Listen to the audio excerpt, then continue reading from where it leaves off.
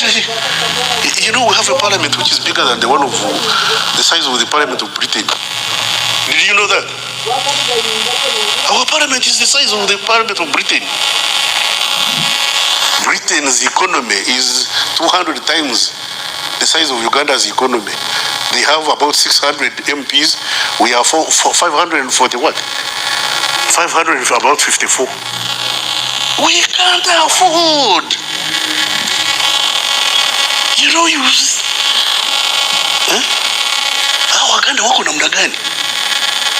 How can Uganda have a parliament the size of the British parliament?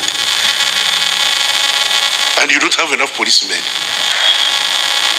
The other day I was telling somebody that I was at a wedding and I was telling them that I don't come to parliament because I used to talk for 15 minutes. Now I have to compete for 3. Because there are so many, they only allocated 3 minutes. What do you say in 3 minutes? I have not even said what I wanted to tell you, and I've spoken for more longer than 3 minutes. What do you say in 3 minutes? Oh, say, oh, no, they represent their people. Yes, but if I talk about the issues of Ruhinda, he talks about the issues of West Odama, he talks about the issues of Ntungamu. Who is going to talk about the issues of Uganda? If we concentrate on the issues of our constituencies, who is going to discuss national issues? Where do we get the resources to support these two institutions?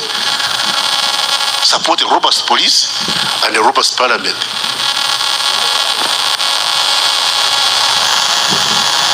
Well, it's not your fault, but I'm telling you some of the challenges we have. Okay. But I'm telling you some of the challenges we have. That sometimes we are forced to do things which have no meaning. And it's not that, but because people demanded for districts. If the president gave us a district, if you don't give, we shan't vote you. The man says, okay, since you want, what do I do? Now you create a Frankenstein. We need enough police officers. So since you wanted districts, you are going to pay tax to get police officers. They say I've seen there is also a certain group being around to shape a certain narrative by questioning maybe the young people who have been given responsibility. I saw some of the senior leaders, very, very senior leaders, like in parliament, questioning the size of parliament, yet they are the recent beneficiaries of those small constituencies. And I can't see any of the big journalists questioning all this from a position like mine, a position of no advantage. And then you strive. But when you reach somewhere and you find someone is behaving as if you should first have sought their permission to reach where you've reached. And you don't question this. Because I've seen some of the senior leaders, especially in my party, the NRM, trying to question the newcomers, the young people, issues of ideology. Ugandans are facing serious problems. The biggest crisis we are facing as a country is not a crisis of ideology of political parties. It's a question of unemployment. It's a question of rising cost of food, rising cost of living, and it cannot be solved by ideology. It cannot be solved by going to Chankwans for training. No way. The questions might be the same, but the answers are different. The questions of 1986, when some people came from the bush, might be the questions of today. But the answers are totally different. Answers are not those ones where you have to remind us that you came from the bush, you had guns. No, the narrative is totally different.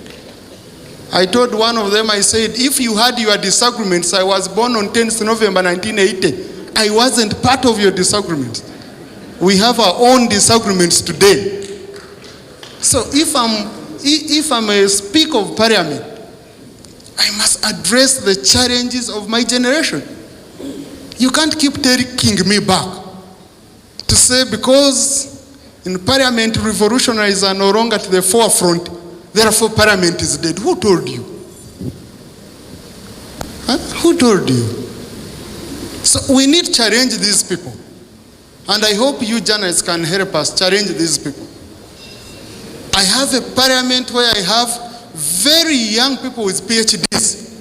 I have a parliament of people with masters, of people with PhDs, and you say they cannot manage Uganda when you had people who had not gone to school taking over power and managing a country. And we just take it lying low. So I think what we need, I need you journalists to help us to shape the narrative so that we can respect each other. If you're a revolutionary and you fought in government, if you're a senior leader, we bow for you, we give you your respect.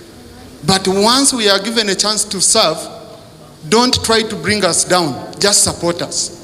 Advise us, we might be young, we might be excited, we make some mistakes, but advise us. But to go and declare us that we are dead. In the British Parliament, they speak for 1 minute.